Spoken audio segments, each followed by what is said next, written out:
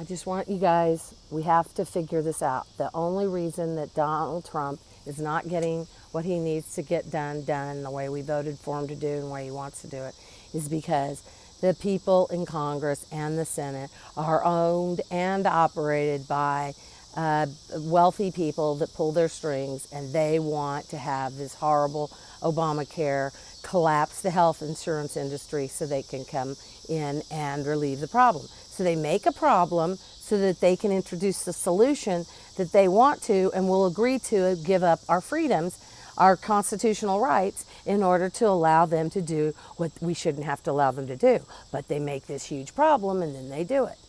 And I just want to say a big praise the Lord to all the wonderful people that have been volunteering and helping with that terrible disaster in Houston. And you know it was God inspired because of the way it reacted.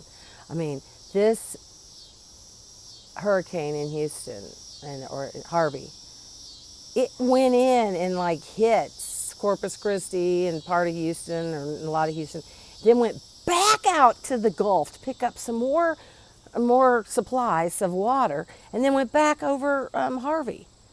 Now, you know, I'm sure the evil people in Washington, D.C.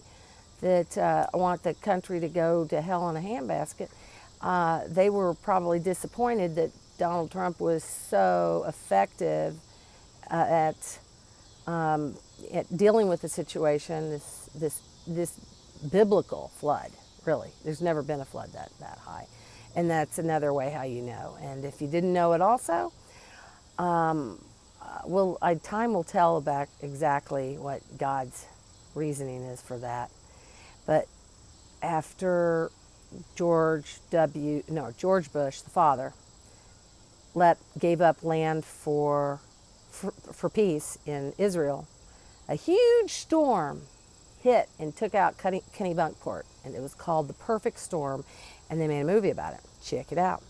Check out the dates when he gave up land in Israel for peace.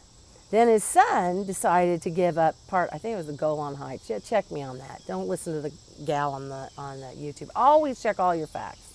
Always, always, always, always.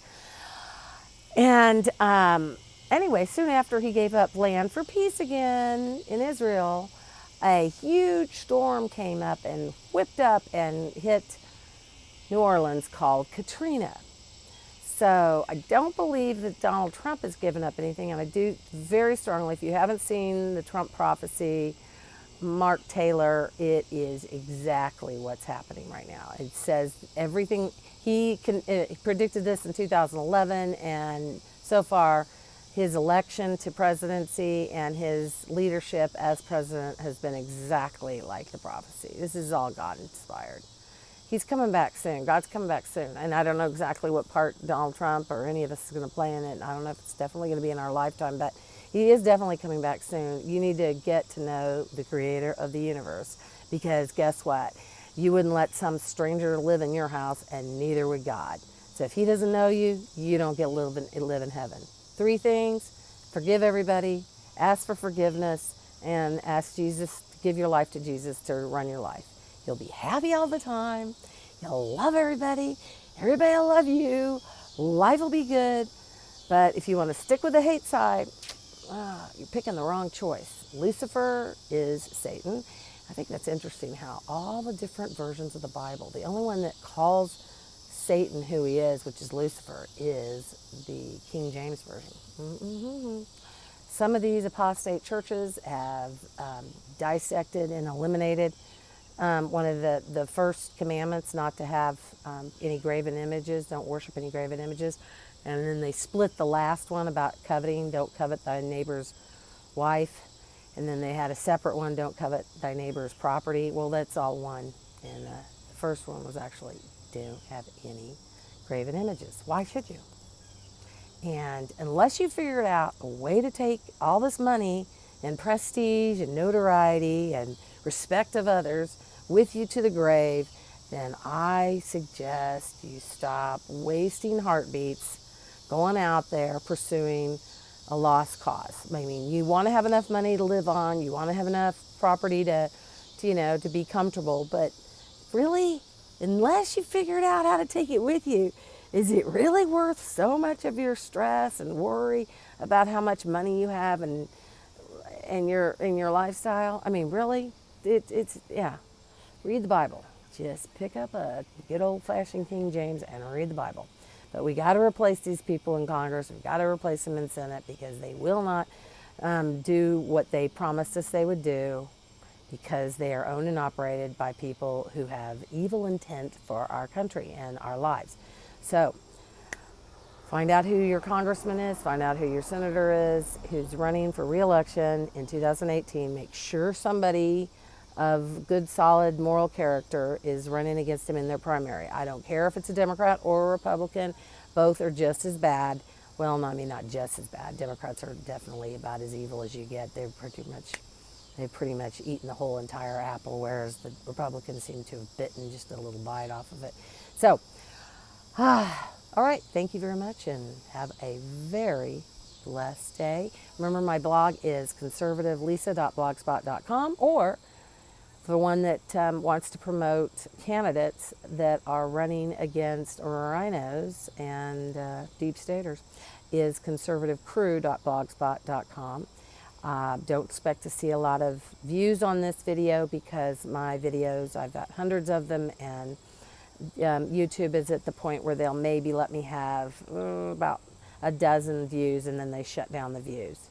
That's a huge part. You guys really should pay attention to this. Everybody's talking about all this demonetization that Google's doing in YouTube. They're demonetizing people's accounts. They have been doing it in a completely more subtle way for me for years, since I came out with the very first Obama is not eligible to be a president video. If you do a search on YouTube, Obama not a natural born citizen, you'll see my video come up first, but yet no new views are added. They simply shut down the views. They monitor, they do not give you the views that you're actually getting, which has the effect of, if you had it monetized, you're not going to get any money for anybody who sees your video and sees the commercial in the video, because they're not admitting that those people watched your video. Okay, so you're going to be stuck at 15, 20, whatever it is, video. That one was going viral back in 2008 when I first created the one about Obama not being a natural born citizen. And dressed up like Sarah Palin, yeah, I admit it. My hair was darker, I wore the little glasses for a little while. And, but anyway, that one, they shut it down at like 20,000 views. 9 years, 8 years, almost 9 years, 8.5 years, whatever it is, later. It still has 20,865 views or something like that. Really? Really? Yet 42,000, the first time I looked it up, 42,000 people, videos came up if you did a search, Obama not a natural born citizen. Yet mine was number one, yet still the same number of views. So watch that. Those of you that think you are being censored by Google/YouTube, Google owns YouTube if you didn't know that. Check and see if you're seeing any views. Have your friends pull up your new video on their machine, or your video that they had never watched, and then have them watch another video, come back to the video that you created, and see if the view count goes up. The view count won't go up. It'll just shut it down. Nobody thinks it's viral. Nobody thinks it's interesting because very few people have watched it. It's been on the air it's been uploaded for a long time. And so it's a way for them to hide your video from anybody seeing it. I also have a very good video on the entire system, naming the corporations, the whole setup and the history of election fraud going back to the 90s. I did the research myself. I interviewed numerous election workers. I researched the whole system, and it really explains how they rigged the elections here in the United States.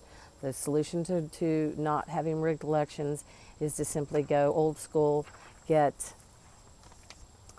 have people come to the polls only on election day, unless they have proof that they are going to be out of town, then they can get an absentee ballot. That's the only way. They vote on paper ballots.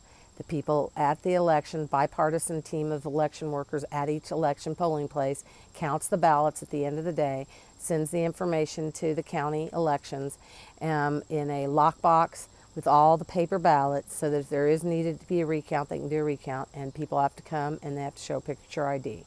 And you have to purge all the voter rolls, because the voter rolls are completely contaminated. You've got, databases upon databases. That's what computers, all computers all computers can be rigged. We know that. All computers can be hacked.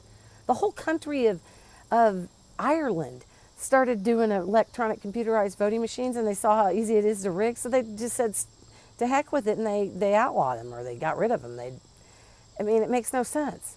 If you've got a computer involved, it can be and will be and is being hacked. And with that, have a blessed day.